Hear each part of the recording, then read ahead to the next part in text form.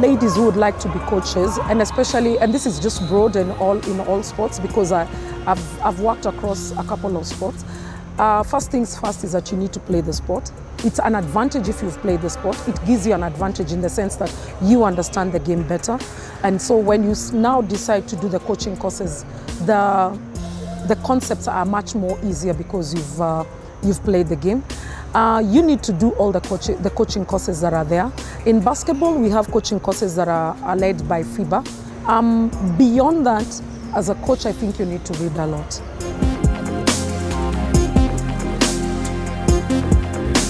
The transition didn't start this year, 2022. I started like a while back, but helping out in high school teams or volunteering and coaching clinics with different coaches. Special mention to Coach Benson Olwatch, who has been doing several clinics while he was around. Also just the position that I play, the point guard position, it's more of an extension of a coach. So it has guided me in learning a few things here and there to try out in coaching. Transitioning this year has not been easy because I really love the game. So at some point I will have to stop. So I'm just getting the balance of being an assistant and a player. But for me, my journey is to one day be the national team coach, either men or ladies, whichever is fine for me, but just find a way of impacting the youth or growing the game in Kenya as a coach. I think being a woman and coaching our ladies team definitely gives me an edge, but it doesn't give me an exceptional edge over the male counterparts. Coaching is a unique process. Coaching is more or less a psychology. You need your players to believe in the psychology of what you want to do, and you need to have chemistry in the team. While being a lady and coaching a ladies team, I think that's the way that it should go, and it's throughout in sports. The former CS of sports, you see, she encouraged women for as long as they had the merit. She encouraged women to have that, and I think it's a platform women should take more. It doesn't necessarily give us a different advantage because I think coaching is broad. It depends on your understanding. Having said that, I think my team and I have a good chemistry. We have a good rapport, and sometimes it's easier to speak to me. For example, them being ladies, there are those problems are probably off the court that would affect them. It's easier to speak to a ladies coach.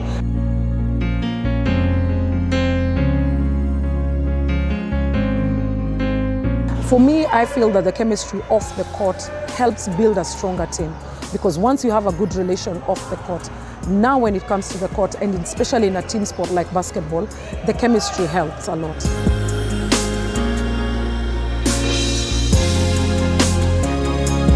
So my favorite quote and something that guides me in my life is a Bible verse, Joshua 1:9. Just basically talks about being courageous because God has commanded me to do so. So anytime I feel like I'm scared or I cannot do something, I always remember Joshua 1:9, and it helps me through everything that I do, not just sports. Chapati ndondo is my favorite food. And rice and beans, I love it. My favorite food is chicken wings and potatoes, any kind of potatoes, and fish and ugali. But not ugali, not so much. Fish, just fish. Yeah. My name is Melissa. I play for Equity Hawks, and I love basketball. Hi, my name is Samba Mjomba. I love basketball.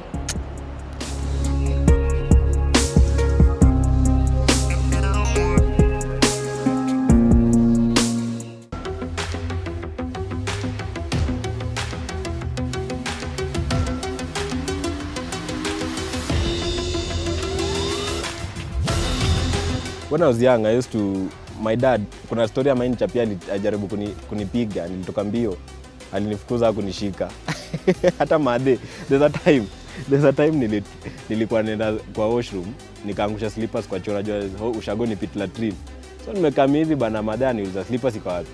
Naangalia hapa imewaka. Akaenda akachuna kiboko, nilitoka mbio. Madhe alishika skata kunishika. Nilikuwa mtoto. After like kitu 200 meters hivi akaona huyu siwezi shika, akasimama. I was fast since nilikuwa mtoi because nakumbuka tulikuwa tuna race na mabro. My bros were bigger than me, like 2 years older, 3 years older, but nilikuwa nawashinda. So I knew I was fast, but sasa sikuwahi jua nitaikuwa sprinter, like a world class sprinter.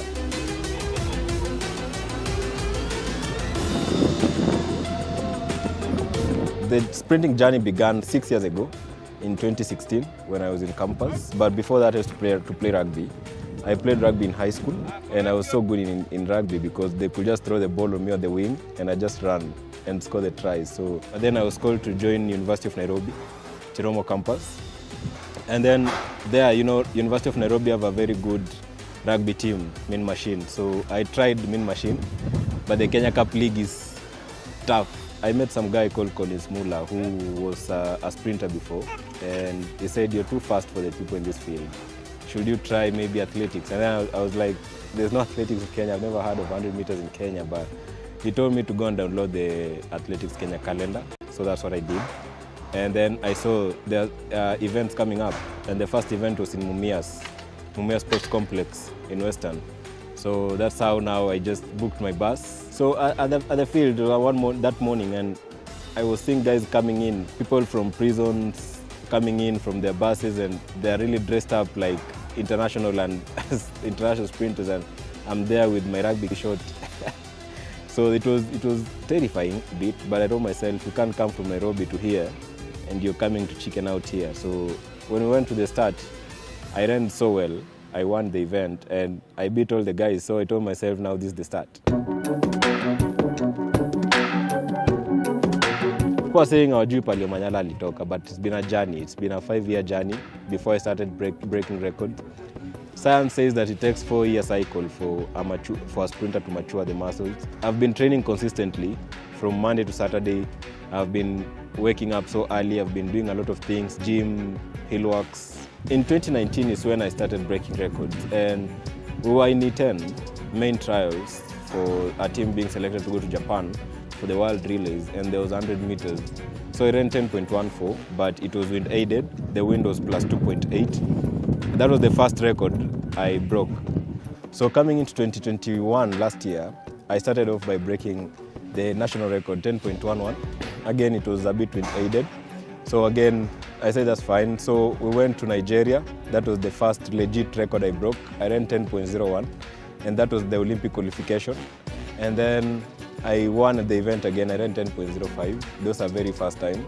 And then after that, I broke the record again here, 10.02. I went to the Olympics. I broke that record again, 10.00. I went to Austria. I ran 9.96 in the semifinals. That was a record. I ran 1 hour later. I did a 9.86, another record an hour later. So then when I came from Austria, like a month later, I came to Kikeno Classic. I ran 9.77, and that's another record. So many people did not believe that the African record can be broken because it was set in 2006, and it was at 9.86. And people were saying, maybe the next generation of sprinters are the ones that will break this record. And I also thought that, but when I ran 9.86, I believed that was it's possible. Because now last year, the African record was broken twice by a South African, and then I broke it like two months later, 9.77. I'm looking forward to break 9.7 before June, and then the world record, I'm really looking forward to break it this season.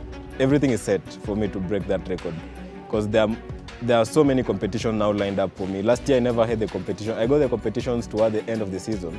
And then I have a nutritionist now, I have a physiotherapist, I have a psychologist, I have a coach, I have a manager, I have an agent. So that means the whole team is there to put this together.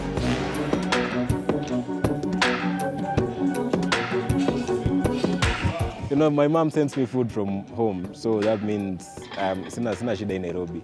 So I get fresh food from the farm. Personally, nakula ugali bana. Ugali, mrenda lazima, unajua mimi siwezi nunua ugali ya jogoo bana, utaikula paketi moja siku moja, utanunua ugali kila siku kweli. But yeah, the natural foods are very good. Manduma, you know, the yams and stuff. Hizo ndo breakfast. Achana mkate hapa unakula mkate kila siku tena noma bana.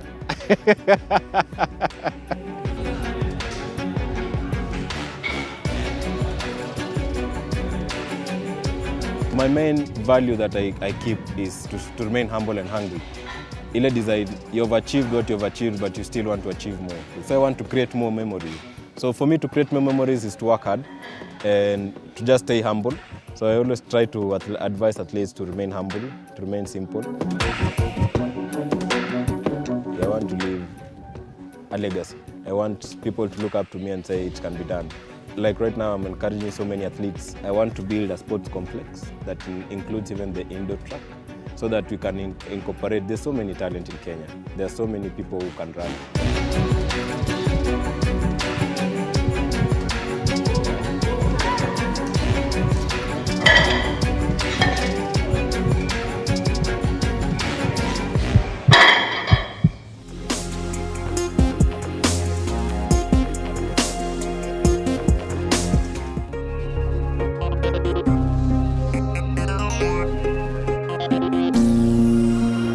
Nilizaliwa tu hapa Kibera. Hata actually si mbali na hii area. Nilikuwa nini hapa. Nilizaliwa hapa alafu nikasomea hapa Toi Primary nikatoka nikaenda kulikuwa na Kariakoo hiyo area Shaurimoya. Kulikuwa na shule moja inaitwa Kariakoo Secondary School. Na tukaenda hapo. Lakini hiyo time yote bado sasa nilianza kucheza boxing, nikicheza ball. Natoka kwa ball naingia kwa boxing, naingia kwa hall. Hii sport uncle wangu ndio kama aliniintroduce. Juu chayote alikuwa anachukua akienda kutrain, alikuwa anatrain hapo Lang'ata prison hapo. Sasa nilikuwa naenda nao kama bado mtoto mdogo. Naona vile wanafanya nini. Sasa zingine pia na copy. Ile sio vile mtoto na jamaa fanya hivi, pia nataka kufanya hivyo. Hiyo ndio ilinipatia motivation. Alafu hapa kuna coach Elias Gaberari. Sasa akaanza kunishika mkono pia. Alikuwa jirani yangu. Sasa akienda gym pia naingia naye. Alafu nikitoka shule pia hapa nilikuwa naingia. Nakuja nacheza ball kidogo, naingia kwa hall. Kwanza ile kitu nilifurahi nayo na boxing. Trip ya kwanza out of Nairobi. Alinipeleka na Nyuki kwenda kucheza game. Na siku hiyo bado nilikuwa primary school, nilifurahi sana. Nikaona hii boxing kumbe unaweza travel nayo. Ndio ikanipatia tena moral zaidi ya kufanya mazoezi. Alikuwa train sana. Ndio ni overcome opponents wengine wangu. Nilianza kucheza kama niko like 12 years old, 13. Ananichukua tenda hizo tournament alikuwa na timu nyingine ya KCC, Kenya Cooperative Creameries. Sasa kila ukienda game pia ananichukua ananipeleka naye. Ananitafutia kama ni Mombasa ama Nakuru ama Nanyuki ama Kisumu. Wananitafutia au majunior pia. Tunafanya nao special contest ile. Wengine walikuwa warefu kunishinda, wengine wafupi, lakini bora nipande ring. Sasa hiyo ndio ilinipatia encouragement zaidi. Juu naweza travel sasa.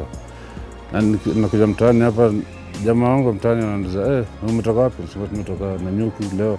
Hata hao wenyewe hawajaenda mtaani pale kama. Sasa hiyo ndio ilinipatia morale. Najua hii naweza travel nayo. Tena nilikuwa nacheza featherweight. Ilikuwa 57 kg. Na bado nilikuwa 15. Na coach akani-encourage tu nikaendelea nayo. Nikaanza hiyo featherweight. Nikatoka featherweight nikapanda light welter. Nikaenda welter. Light middle. Hapo light middle sasa niko 17, 18.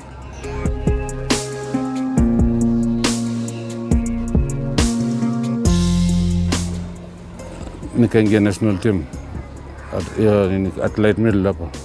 Kuna jamaa tena alikuwa senior wangu tu hapa, Mohamed Orungi. Alikuwa anacheza prison, na alikuwa national team. Sasa kwenda selection ya kuchagua timu ya kwenda Commonwealth Games 1990 ile. Lakini tulicheza 1989. Hapo ndio nikamshinda, nikaingia national team for the first time. Kwenda Commonwealth Games kwa New Zealand. Hiyo ilikuwa trip yangu ya kwanza kufly out of the country. Na ilikuwa mbali, tulienda karibu 2 days tuko kwa barabara. Hiyo ilikuwa tournament yangu ya kwanza ya international. Nikacheza paka, lakini nilishinda game yangu ya kwanza. Ya pili quarter finals nikashindwa. Lakini nikajua hiyo ndio the beginning sasa Nikakuja sasa nikatrain tena zaidi hard. 1991 nikaenda All African Games Cairo, Egypt. Egypt nikafika quarter finals. Ilikuwa All African Games. Tukatoka nini 91 tu. Kenda Kings Cup Bangkok, Thailand huko. Huko nikatoka na silver. Tukarudi tukakaa 92.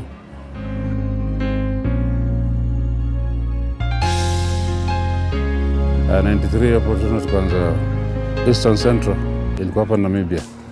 Hiyo nikaanza na gold hapo. 94 sasa nimepanda weight sasa, niko heavyweight. Light middle, light heavy, afisa mpaka heavy. 94 nikashinda gold ya kwanza. Kwa hiyo Commonwealth Games iko Victoria. So from there 95 bado. Na hiyo 94 tulienda tena African Championships South Africa. Nikashinda gold tena. 95 All African Games ilikuwa gold bado. Around that time nilishinda gold. Kila nikienda tournament na kuja na gold. Mpaka 96 tukaenda Atlanta Olympics. So from Olympics hiyo ndio nilikuja, ilikuwa niende World Championships. Sasa lakini mjima kocha wangu alionaje ati mimi nimetoka Atlanta tena hiyo World Championships ilikuwa zini hiyo kama ilikuwa nini. Wako na siwezi rudi ati America mara mbili. Pia mimi niko na sasa niko na niwacheni hizo. Nikaenda Denmark. Nilipata contract nyingine ya kucheza klabu nyingine kwa Denmark. Nilikaa nao karibu mwezi 6. Nikaenda Canada kidogo. Canada huko mambo ya visa ile ilinisumbua kidogo. Nikaanza coaching. Instead nikaingia kupanda ya coaching sasa, niko na coach huko. Huko nikakuja nikafungua academy yangu ya 2016 ya 2015-2016 hapo. Kwa hiyo academy kuna wawili waliandikwa jeshi. Wako forces sasa. From that academy kuna wawili, alafu wengine wameturn pro. Na sasa kuna mwingine yeye ndio heavyweight sasa, hiyo national team sasa. Huyo Joshua Wasike. Sasa nilikuwa na speed na from junior bado nilikuwa nacheza mpaka heavyweight. Sasa nikifika heavyweight nilikuwa na speed nyingine, hata wale ma heavy haoni hiyo punch. Sasa nikipiga alafu movement yangu ilikuwa nacheza kama medali. Watu wakasema hivyo yani. Si ati kujisifu lakini mimi at least nilikuwa nacheza ile thinking game ile, unafikiria sana. Unajua boxing ni kama chess. Huyu jamaa akipita hapa unajaribu kumzuia, huyo akipita nini hivyo, alafu una move ile. Una make sure uko ahead of your game. Unajua uko kama kupiga punch moja na imekupata, wewe jaribu utupe mbili, after uko tu ahead sasa saa yote.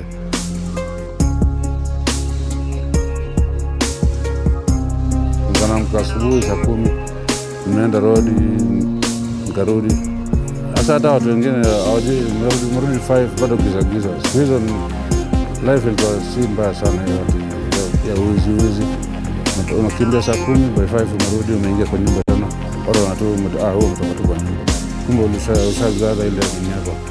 Unajua nini pia ni muhimu sana, cardio yako ndio kama ikiisha in case na kuboringa hapo na kuna mtu anataka kukupiga, atakupiga tu kama unataka. Kuna kadi nzuri, kuna move tu vizuri.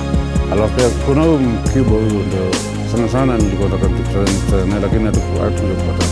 Yaani yeye pia kuna jao Mwafrika anampigia. Wala ndio niko nimerankia number 5 kwa world sasa hiyo. Yeye ndio alikuwa number 1. Hapo kuna France jina mchindani nyingine hapo. Jao alikwenda tournament nyingi. Sisi maana yetu ndio lakini nilikuwa number 5. Sasa nilikuwa najua tu ule ndio mimi nilikuwa namuona. Huyo mkiwa Felix Savon. Lakini hatukuja kupatana. Kitambo si hata wewe unajitoa tu kwa hall. Lakini watu siku hizi anakompea na mara ya kula nyumbani, mara ya fanya nini. Alafu pia watu siku hizi wanaingilia mastare kidogo, mira nini. hiyo pia inachangia. Anapata marafiki zake wanamuita, kama kuna fomu hapa. Hata ana time kwenda kwa hall.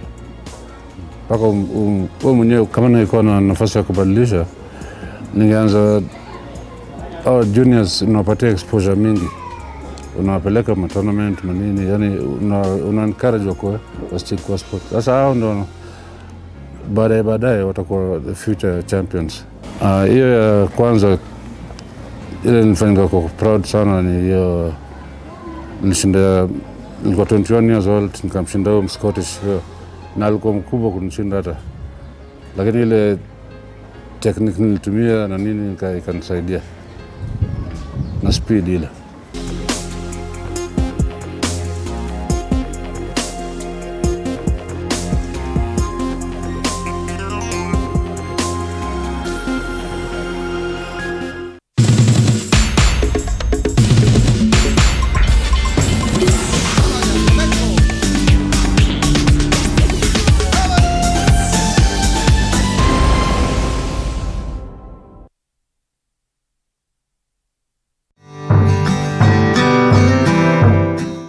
Hour-long car rides, crossing county borders, withstanding harsh weather conditions, all because of you as we bring you different farming tips and experiences. Normally the farmers have the normal growing products, the NPKs, the basal fertilizers, but due to overusage of our soil and all that, the crops have become more needy.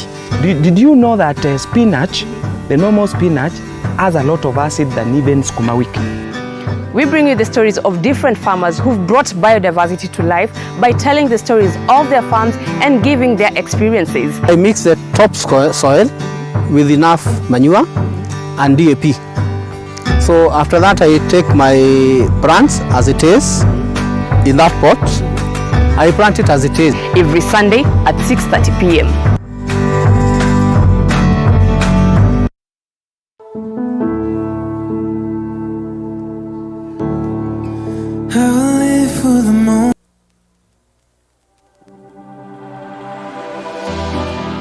How well do you know what's happening around you?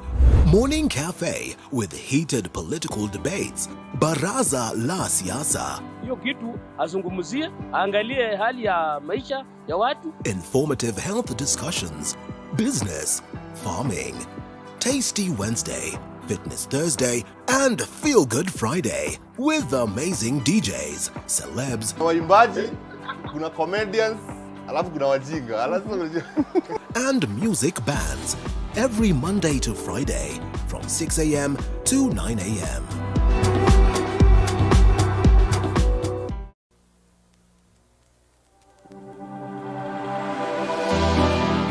How well do you know what's happening around you? Morning Cafe with heated political debates. Baraza la Siasa. Hiyo kitu azungumzie, angalie hali ya maisha ya watu. Informative health discussions. Business, farming. Tasty Wednesday, Fitness Thursday, and Feel Good Friday with amazing DJs, celebs, waimbaji, kuna comedians, alafu kuna wajinga, and music bands every Monday to Friday from 6 a.m. to 9 a.m.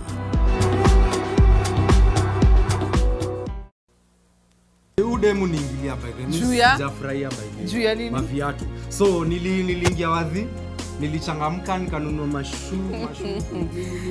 Yeye unakwambia nikakam up na hizi nyinyi nasikia. Hebu ziweke hapa juu tuone. Nasikia ligi huko. Ziweke hapa juu ya ball. So hebu ziweke. So my camera person you can zoom. Kiatu kasimama. You have to zoom this. Kaenda shule. So ulienda choche. Kiatu kala. Hebu toa hizi vitu hapa. Toa. Sasa ndio hii my camera person you have to zoom. Sisi hatuvai locally made shoes. Hatuingi sijui choche nini. Tunapiga kiatu ukitembea majirani wanawika ama? Okay. So pale kwa comment section at TV47 Entertainment. Yes. Ingia hapo kwa comment section utuambie kwa hii episode nani aliua shoe game. Yes. And don't forget to follow us on Instagram at Ketrai Damaris, at Alex Hayo, and at Sports Bonanza. Yes, weka comments hapo tuambie ni kiatu gani unataka tuvae, na usisahau kutuambia nani ameua shoe game kwa hii episode ya leo. Kabisa. Yes. Kabisa. So let's deep in mara hiyo So hii episode specifically tunaongelea local. Zenye wana dis hapa. By the way tunafaa to support local. Tunaongelea local stuff, tunaongelea Kenyan football na of course KPL imerudi. Hai, hata before excited mbaya. Hata before tuende mbali sana, we have to pass our condolences to our main person. Umesikia hiyo news. We have our defender and our footballer who played in various teams. One of them was Nakuru All Stars, Ali play Tusker, aka play Mathare United. He's called David Mwangi, aka Kangi. Yeah, so we have to pass our condolences to the entire family because hakukuwa msi kama nini like alianza tu kusikia kichwa inamuuma kupelekwa hosi and apparently we lost him just like that. He was our hero, he was the best defender. He used to play for the football Kenya teams vizuri sana. So we've lost a soldier, we've lost a brother, we've lost a warrior. So we as Sports Bonanza, we want to pass our condolences to the entire football teams, to the entire family, and to the entire Kenya at large. Yes. So going back to you. Yeah, so your story bado mimi imenishtua honestly. But it is what it is. Ni life. Sisi wote tunapitia hii journey na tuna appreciate. So he was a brother, he was a father maybe. You know, so we feel the loss.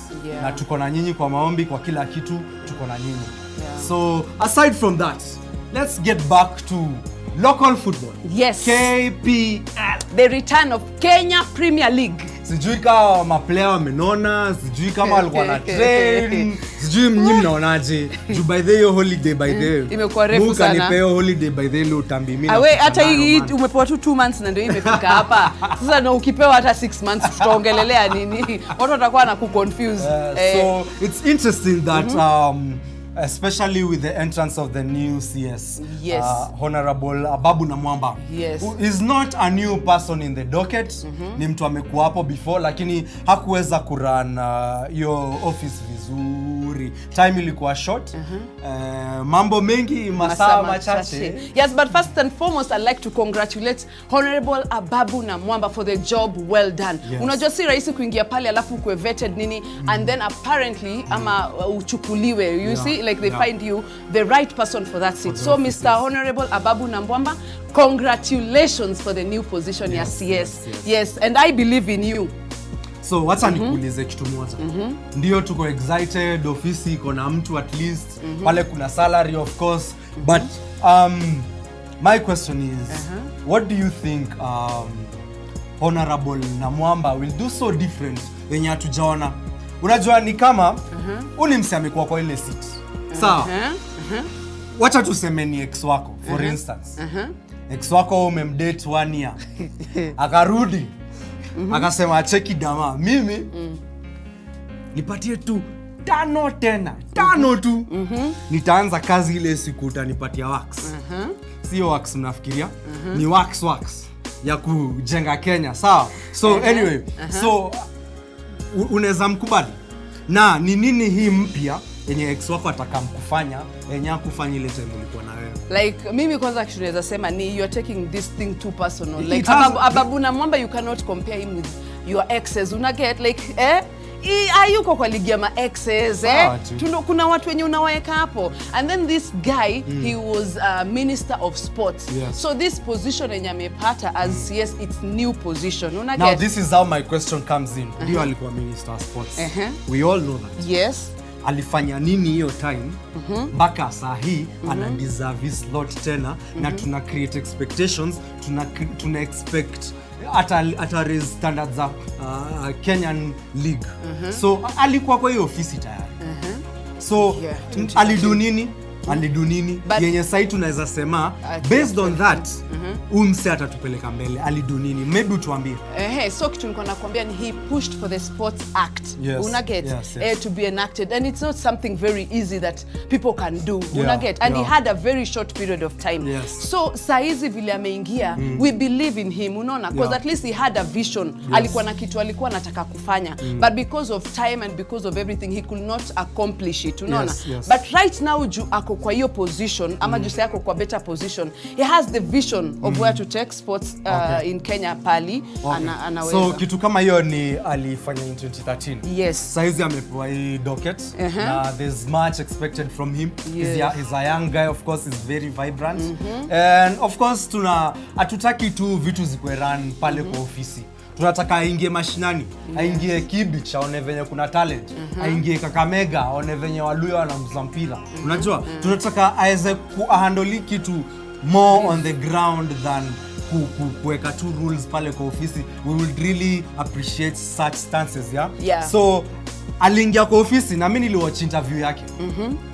Akivetiwa nini alisema the moment ataingizwa kwa ofisi kitu ya kwanza atafanya atapigia president wa FIFA. Atry kutoa hiyo ban, kulift your ban. So I can be sure and I can say ini kitu amefanya. Ini kitu amechangia na ini kitu ameweza kudu. So kuna talks. At least now Kenya itatolewa hiyo ban itakuwa lifted and at least tutaweza kuona ma players wapya nini, development ya watu wapya. So we are hoping for a lot, because hata mimi nafurahi because he has been so active. Ameingia kwa ofisi na akaanza kuchangamka, amekutana na CEO and everything. With that wacha tumpatie nafasi tuone kitu atafanya. It's still so soon kwanza kumjudge mapema. Ame have to rebuild everything from scratch. So wacha tumpatie time. Wacha tusimjudge. Tutakuwa hapa next year but tutakuwa hapa na tutamkalisha hapa, hopefully tutaweza kumuuliza hizi maswali ngumu na pia nyinyi mtaweza kutu engage na pia tuweze kumuuliza hizi maswali ngumu. At least ball yetu ya Kenya iende mbele. But I bet you that guy is smart. He will answer all your questions. That guy is smart. He's rich in ideas. He's rich in the way. I'm not saying enough. So back to the next topic. Yes. So the next topic tunaongelea kuhusu Vice President. Doris Petra na Nick Mwendwa. Nick Mwendwa. Kesi zake hatujui lakini sisi ni host. So what do you have to say about Doris Petra kwanza? Honestly simjui personally. Lakini nimesikia CV yake na film tu she's the acting Vice President. She's the acting president actually. So wacha tuone. You see akipewa docket ya acting sijui kama ako limited na mandate, sijui honestly na danganya, sijui kama ako limited to what she's able to do or she can just do everything as per what the presidential seat suggests. But we have the likes of Nick Mwendwa, who was the former president. Akona makesi kadhaa. Mismanagement of funds. Mismanagement of the office position. Akona kesi and akaambiwa boss. Step down. But wacha nikuulize Kayo. So like right now Nick Mwendwa is not working. Sindio? Amepewa ka suspension. Yuko jobless. Unafikiri wase wengine wako jobless ndio wase wengine wako jobless. No, wako jobless. Ako amepatiwa sasa. Tuite sasa ma expert. Nikiamka ngware ni kuja sports bonanza Wewe wacha nisiseme tutaka kusema. So kitu nilikuwa nataka kukuambia ni Nick Mwendwa has been there. Unaget as the president wa sports, unaget FKF. And apparently he was alleged of what have you said, mismanagement mismanagement of the funds. Na alikuwa the charges were laid against him was that alihepa Alitumia. alihepa 38 million which is alleged. Alikuwa anataka kuhepa na 38 million. Sisi si judiciary, sisi atusemi ni kwenda alikuwa according to alikuwa ameplan kuhepa nayo. So tusiingilie kazi ya koti. But you see ni vizuri because Wakenya pia wanajua sometimes pia ni poa watu wakijua ni nini na happen kwa ground, kwa nini amepewa sas nini, because kuna watu wengine wanajua tu amepewa sas but they don't know the reason why kwa nini amepewa sas, unaget. So apparently alikuwa alleged na story ya 38 million. So this guy bado ako kwa suspension. So chances are akirudi, what do you think? How are the footballers going to take this thing, the office and everything? Because tuseme sasa Alex Kaya umpatikana umeiba kuku ya jirani. Wewe unaishi hapa alafu kuku zinashinanga zikipotea. Lakini hatusemi ni wewe, but tuseme sasa ukirudi tena kuku zianze kupotea. Like how is he going to handle the office again? And the players, how are they going to take it? Mlo ya kuku lazima zipotee. Tuanze hapo. Kuku lazima mimi munifunge. So wacha ili mradi munifunge. Ingawamo munifunge. Ingalipo. Kazi kwenu. Mimi lazima nikule kuku yangu na ugali yangu. Sijataja kuku ya mtu lakini lazima kuku ipotee. Si ya jirani, si lazima kuku ipotee. Bado kuku hiyo mtanisamehe. Anyway, so Nick akikuja akikuwa cleared. Akikuwa cleared, it means ameenda through process ya court. It means court imemwangalia wakamchunguza wakaona hana kesi. But you see, so bottom line, bora akwe cleared, wacha court ifanye kesi yake. I know. Wacha court ifanye, akikuwa cleared akisimama aseme ningetaka kukuwa president, avotiwe in, hatuna kesi. Si tunataka msee anawaka. But you as Alex Kaya, do you think you can give him a vote? Mimi bora anafanya kazi. Bora anafanya kazi. And he was there. What has he done? Anyway, tuachie nyinyi viewers, mtupatie jibu pale kwa comment section at TV47 Entertainment. What do you think if Nick Mwendwa akipewa another opportunity? Are you going to receive him ama do you want him to go akae kando kabisa tuchukue mtu mwingine? Tupatie comments, tupatie views zenyu, opinions zenyu vile mnafikiria. Ingia pale kwa page at TV47 Entertainment. Utuandikie what you feel and what you think will work for the best of the Kenya Premier League. Yes. So on to the other topic. Kenyan Premier League is back. Yes. I am excited. Kila kitu. So amekaa chini sana. And when we talk about the Kenyan Premier League, tuongelee ligi peke yake, tunaongelea women's team, tunaongelea Harambee Stars. Alafu speaking of women's team, kuna watu huitwa Vihiga Bullets. Sasa hawa wanatoka sasa Uchakwetu sasa pale karibu Muhaya pale watu wa Muhaya pale Vihiga Bullets naona na wacheki wase wajakoya. So Vihiga Bullets wali win league la season na kuna promising stars. There's this lady who's called Corazon Aquino, sijui kama unamtambua. But today makofiti ni moto sana. Ni dem amepanda ndege juu ya mpira bana. Na si ndege pekee yake. Panda ndege bana juu ya ball bana. Uko mbele bana. Ndege pekee yake amepanda kila kitu inaweza pandwa. Kabisa. Yani ni mnoma kuruka. Big up Corazon Aquino. So na anafunga mabao hapo kila mahali, anacheza fiti na pia she's young, she's energetic, ashanunuliwa kwa club huko nje, anacheza nje kiasi. No to mention anacheza futa pale Tanzania na ni Mkenya. Ni Mkenya na huwa kuua. Sasa nikuulize, unaona vile madem wa football round ya tuchezi. Mimi nakwambia tu sisi madem ni vile tu sijui ni nini. Ni vile tu tuko na responsibilities. Lakini nakwambia tuzieke kando. Mimi nakwambia tunachapa nyinyi wanaume kani. Honestly madem wa Kenya wanasimama sana. Ni wanoma. Mimi naweza lipa niende kuona game ya madem wa Kenya, which is not the norm even international matches. But the way these people are playing, anashika bole nini dem ashika bole anaekelea kifua. Mbona hutaki kuona match kama hiyo serious? Tunasema ni huyo dem ni mkali na sie peke yake wako wengi. So tunaambia nini the Vihiga Bullets. Manze, congratulations. Endeleeni hivyo na the same spirit, ndio? So ni Vihiga Queens bullets. Yeah, tunawaambia congratulations manze, mnafanya job fiti, mnafanya job safi. Endeleeni tu kurahisisha bendera ya Kenya huko juu. So aside from the very much hyped women's football, there is the men's football team. This Jui, yani Jika so trains, Jika so dishes, Jika mse alivuka kaingia Rouge, Wase wagani? Wa soka ya maboy. Juu enye it's been a very very long very holiday. Yeah. Kuna wale wase aliacha saini accountant, kuna mse mwingine bado anaingia uwanjo pale Jerry ama Marish ama Ololo, unajua. So kuna hiyo, kuna kutrain nini. So what do you expect from the Premier League, Kenyan Premier League? What do you expect? Which teams do you think they'll stand out? What players do you think they'll stand out? First and foremost, mimi kitu naweza sema ni manzea tu amekaa kwa bench sana and we feel sorry for you, but vile tu unaweza sema like mtu ni kujituma, unaona? Kama jembe ni yako we manzea itumie tu, ngangana tu nayo kufa nayo. So kitu naweza sema ni wamekaa kwa bench sana, so maybe unaweza pata psyche imeshuka, una get cause ukifanya kitu na hakuna any award, hakuna any motivation, kuna psyche kushuka chini, una get.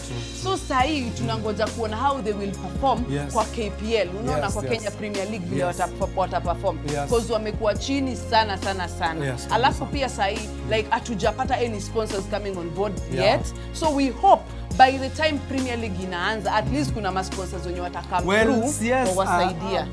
On earlier topics, yes, Ababu na Mwamba had promised to engage you know, people like Super Sport when walikuwa na sponsor. We have other sponsors when he's promising to engage. So mambo ya sponsorship, there's light at the end of the tunnel. Kuna ma players kama Omosh, Ben Stanley, Omondi is the next Oliech, is the next Haaland. Umse bana anafunga mabao bana. Sasa kuna watu wajui anatoka timu gani. Wewe unaweza waambia anatoka timu gani? Anatoka Sofapaka. Na he's 18 years old, but so ni kali kuruka. Unaona? So these are people tuna feel what anxiety KPL. Mimi mwenyewe utanipata KPL nikicheki team, nikizunguka uwanja na skuti nini. So hata kuna mwingine anajitaka hila wa KCB ni kali pia yeye sana. Ni mnoma tena sana. So wewe nikuulize kwa hii KPL una support team gani yenye unaona most likely wanaweza shinda? Okay, unajua kuna kusupport alafu kuna logistics. So kusupport mimi mwenyewe mimi nakufa na Ingwe FC Leopards for obvious reasons. Lakini kulingana na logistics, kulingana na vile mpira inachezwa, mimi na feel Tusker wako set. Tusker watapatiana a very very strong competition pale, na I'll be very surprised wasiposhinda ikapo. Honestly, I'll be surprised. Wala wako fiti, wako prepared, wamepiga ma friendly kadhaa, wako set. So it's going to be very competitive since it's been a long holiday. Kila mtu akona moto ile cup. So una support Tusker? No, si support Tusker. I just think watashinda was support. But sasa una support na mimi nakufa na wangu Gor Mahia. Anemaka kama mimi nakwambia hata mkeka tickets 5,000 we don't care. Wekeni sisi tutanunua, si kama watu wengine hapo na nyinyi ndio wale mnapiga kifua alafu ikifika siku ya stadium inabaki empty. But sisi tunajaza kujaza. Kwanza tunatoa gari zetu free. We support Kenya, local talent. Team Kenya una filaji Harambee Stars. Una feel watakuwa fiti kucheza match ama tutakuwa tunaenda huko tunachapwa 15-0. Sisi kama watu wa Gor tuna supporting local talent. We are faithful. Sisi tubahatishangi tuna support. Una feel Harambee Stars wataenda mahali like now that ban imeliftiwa. Kuna players watachuzwa tu from these teams too. Una feel they'll put up a show wakienda huko nje nini? Definitely because we have potential nitasema ni footballers. We have so many people, so definitely Harambee Stars. So we pose the same question to you, our viewers. Wewe unafikiria Harambee Stars watafika mahali? Unafikiria Kenyan Premier League itakuwaje? The women's Premier League, the Women's League itakuaje. These are things we want to hear via social media handles. Yes. TV47 Entertainment, Alex Hayo on Instagram and Facebook and TikTok. Ketrai Damaris on Facebook and on TikTok and on Instagram. Tupatie maoni yako kwa show, ongea hapo chini tukusikize. Tuone venye pia tunaweza saidiana kumove match zetu mbele. So with that, we leave you, our audience, na maoni zenu. What do you think about the Kenyan Premier League, the ban being lifted? Harambee Stars, the Men's Football League, the Women's Football League, and for that,